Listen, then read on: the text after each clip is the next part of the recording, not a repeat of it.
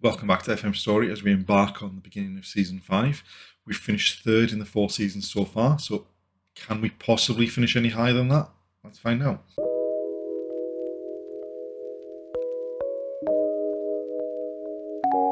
Before we do get started, if you do enjoy the video, please like, comment, subscribe, and without further ado, let's get going.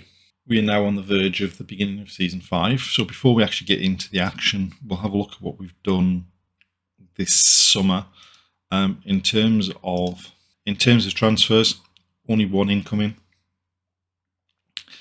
We signed Antoine Griezmann for 12.75 million. He is getting on a bit. He is 35, but like the mentals, technicals are still there. The physicals are probably dropping off a touch, but the one position that he can play that we really had issues with last season was up front. Valabra just didn't perform. Nico Williams, we moved through the middle, and that's probably going to be positioned long term.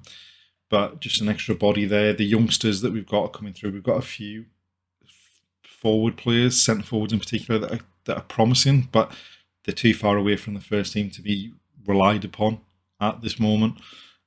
So someone of Griezmann's experience, it's going to cost a lot in wages, but hopefully that he can be a really good addition to hopefully push us on and hopefully challenge for the top two. In terms of players going out, we've not actually sold anyone. We've just loaned a lot of the younger players out. We have also brought through some more of the youngsters into the first team squad. So last season, Huarte was involved, Montero was involved, Unai Ibanez was involved. We've brought Ochoa in, a centre-half option who looks really promising as well. We've brought Odai Diaz in, who was doing really well in the under-19, so he's been promoted. He's probably going to go out on loan though, but there's a potential there for him. We are going to have a few issues coming up to the start of the season. So Zubimendi and Julian John Guerrero suspended from the opening day. Hugo Guillamon is out for about 3 weeks. Nico Williams is out for about 4 weeks. So it was real important that we did get Griezmann, just because we would have been struggling just in case anything did happen in these first couple of games. So we are showing as being fourth favourites, 25-1. We have finished third in every season so far. We were instantly, prior to signing Griezmann, we were 33-1, so that has brought the odds in slightly. Although we are predicted to finish behind Atletico, who we have finished ahead of every season so far. They obviously think Brendan Rodgers is going to turn them around from where they were last season. So the other thing just to note before we start the season is it was the World Cup in the summer. England have come out victorious over Germany in the final. Let's just have a look and see if there was any big shocks. I mean, with the groups of 3, there shouldn't really be any big teams going out, although Norway going out and DR Congo finishing top of the group is probably a bit of a surprise. I'm not seeing anything else obvious for a team that's missed out that probably should have gone through. Morocco finishing below Qatar is potentially another one. So then in the second round, Congo beating Egypt is probably a bit of a surprise. No massive shocks. Although Colombia beating France, it's probably a pretty big one. And I mean, the fact that Kylian Mbappe finished third top scorer, having only played 3 games, is quite remarkable. So England were forced to penalties against Argentina. A couple of good games. Well, looks like going to extra time. Congo's run ended by Denmark on penalties. Germany knocking out the USA on penalties. Senegal knocking out Colombia on penalties. So the semi-finals of Denmark, Germany, Senegal and England. England beating Denmark, Germany beating Senegal. Senegal finishing third on penalties, and obviously England winning the World Cup. Aaron Ramsdale with the most clean sheets, Tammy Abraham, top goal scorer. In terms of players that we have, I think there was 4 players selected for the World Cup. So we had Inaki Williams in the Ghana squad. Played 3 games and didn't do an awful lot in any of them. And then in the Spanish squad, we had Unai Simon, we had Danny Vivian, and we had Nico Williams. So Nico Williams played 3 games, 1 goal, 1 assist. Well, started 3 games, sorry, 1 goal, 1 assist. Danny Vivian played 1 game, came off the bench in 3 games. Didn't really do an awful lot, really, there. And Unai Simon played every game, conceded 10, and kept the 1 clean sheet. And since then has been agitating for a move. He wanted to go to Man United or Leicester. They were offering 32 million when he's supposedly worth 70 odd million. So we may have a problem in the future going forward with that. So we've made it to the 4th game of the season, which is an away game against Atletico. We've started the season pretty well. We're unbeaten so far, but we're going up against a team that have won all 3 of their games so far. We've played against Almeria, Elche, and Real Sporting. Almeria was a really disappointing performance, from going 1-0 up to being 2-1 down, and we needed a late equaliser from Inaki Williams to get us on level terms. Elche and Real Sporting results were much clearer. We played a lot better, particularly at the top end of the pitch against Real Sporting. Created a lot of chances, could have probably had more, but we're going into this game against Atletico in pretty decent form. Okay, so we're going into this game with what I think might end up being our first choice team for the season. We're going with Odriozola, Vivian, Guillamon, and Javi Lopez at the back. We're going with that midfield pair that we had last season of Sansa and Zubimendi. Nico Williams is coming in for his first start of the season, so we've moved Griezmann from that forward role to playing off the right, in the inverted winger role. And we'll see how that goes. Obviously, we might end up switching them around and switching them back. And between Griezmann, Inaki Williams, Nico Williams, they can all play in each one of the positions. So we might kind of rotate them as the game goes on, depending on how everything goes. Pretty important to get off to a decent start in this one, I think. The fact that they're playing with Pedro Goncalves up front, they don't have that out-and-out goal threat potentially. And hopefully Griezmann can pop up with a goal against his former club. Timon and Javi Lopez, Guillamon.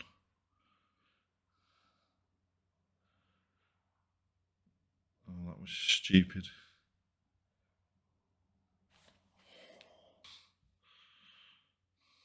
What a save.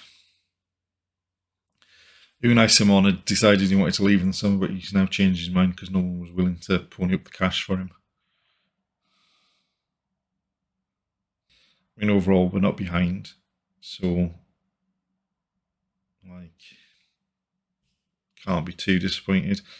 And the XG, the difference is only that chance where they rounded Simon and it was cleared away. But I think we might need to make a few changes. So just the one personnel change, but a couple of positional changes.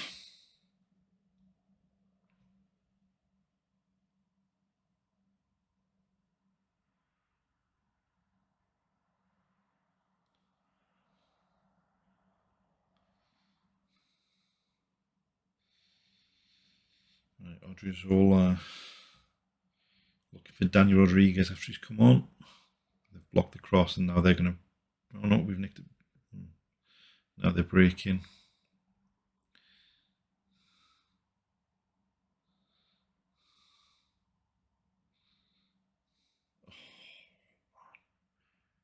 We are giving that ball away in that midfield.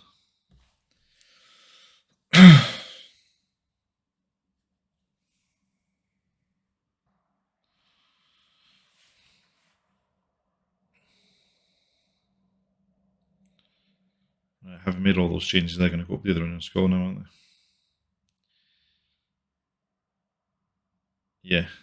Now, what the hell was that from the keeper?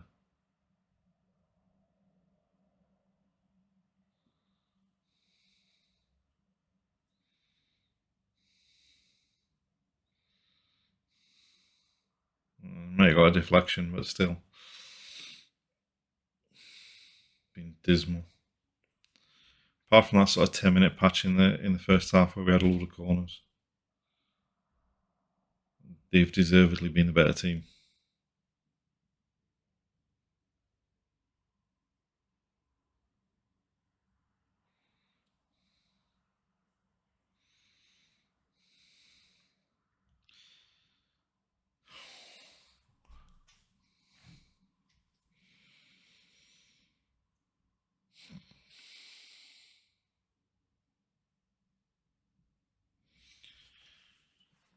Right, some serious work to be done here, I think.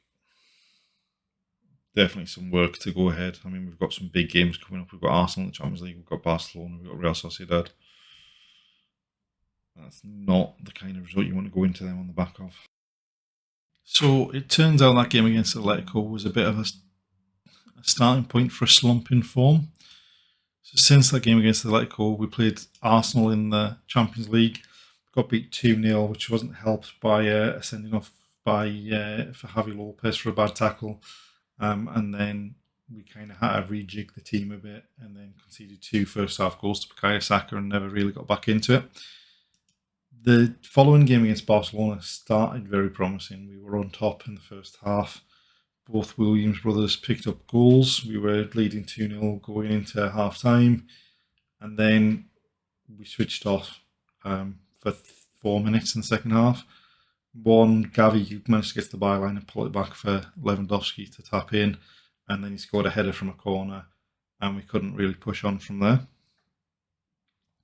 And then the following game, we were away against Real Sociedad and conceded an early goal. Nico Williams grabbed an equaliser for us. Antoine Griezmann scored from the penalty spot, which is a bonus for one of our players to score from the penalty spot because the last couple of seasons we seem to have missed a lot. And then they equalised. We went ahead and they equalised again, and we just didn't have enough about us to score a fourth. So we've a run of form so far in September of 2 losses and 2 draws, albeit only 3 of those games were in the league. What it does mean in the league is that we're currently starting 9th with 9 points from 6 games, which when you consider Atletico have got 18 from 7, Barcelona have got 16 from 6, Real Madrid have got 14 from 6. We've already given up an awful lot of ground. And actually, if we're going to even challenge for the Champions League places, we're going to have to turn this around sometime soon. And as far as the Champions League is concerned, obviously there's only been 1 game against Arsenal. Especially with it being Arsenal away, one of our more difficult games. We do have some slightly better games against Slavia Prague in the next game. Red Bull Salzburg at home. We've got Lyon, we've got Olympiacos, but we do have PSG, we've got we've got Monaco, we've got Porto still to play as well. So we could do with a comfortable victory or a decent performance at least against Slavia Prague to put us back in with a chance in this Champions League phase. For the game against Slavia Prague, what we've done is we've reverted to Griezmann going through the middle, and with Nico Williams coming out to the right hand side. It may be that we swap him and Inaki Williams around so that they're on the sides that we started them at the beginning of the save. We've gone with Odriozola at right back. Unai Jimenez has had to come in at left back because obviously of the suspension for Javi Lopez. But hopefully it should be a good enough team at home to put in a performance and get a result. It's a question of whether we need to come and change the shape a bit if these results don't pick up. I mean, they're playing a very similar formation, probably with a deeper midfield by the looks of it, but we need to get off to a decent start. If we can have a first half like we had against Barcelona, then that would be great, but we didn't see that game out, so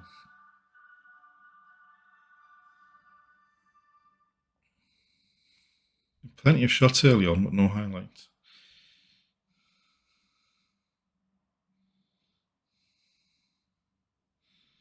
Right.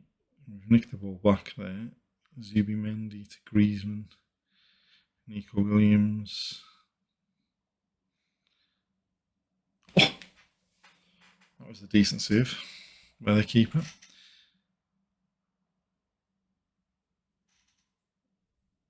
I'm assuming that wasn't as close as it looked from that camera angle. We just need to take one of these chances and make it count. There we go. Nico Williams rising to head home, and that was definitely what we needed. I mean, we've had 12 shots, 7 on target in the first 22 minutes. We've had 75% possession. We need to make it count. Cross it. And Muniain tucks one.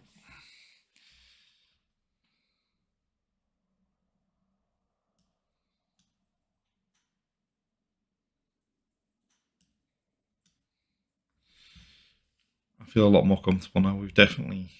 I mean, this is a game we really should have been winning, but the way that first 20 minutes had gone, if we hadn't taken some of those chances soon, it was going to be one of those games where we have 50 shots and get beat.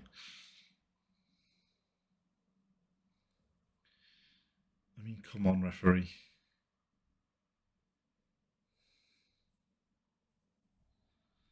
And now we've managed to shoot ourselves in the foot.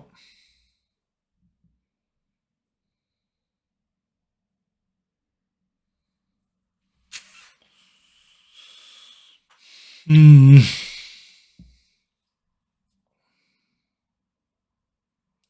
was a stupid tackle because he was going nowhere. It's a decent penalty. This is going to be one of those games where they're either going to get an equaliser and nick a winner, or they're going to nick a late equaliser with a tenth of the shots that we've had. Right, we'll start with the same team for the start of the second half because we've created enough. We just need to start taking them. And now they break. Oh. Right, Nico Williams. Right, let's see if Phil and John Guerrero can make a difference as well.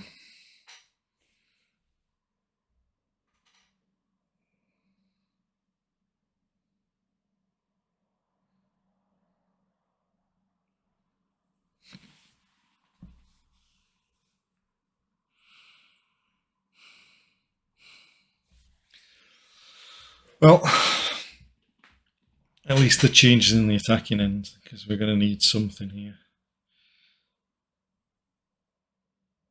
I mean, thank God he was sweeping, because I had visions of them running onto that.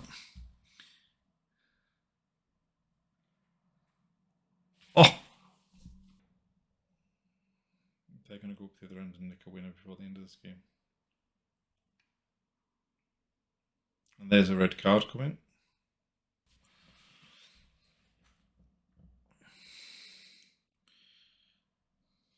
Right, come on. Cross it. I mean, I'm not quite sure how that managed to happen, but they maybe committed an extra man forward, knowing that we were down to 10.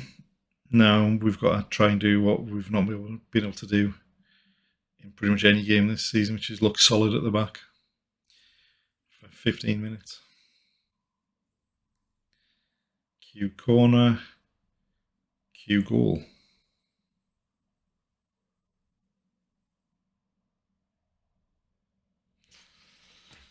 You could write the script for this.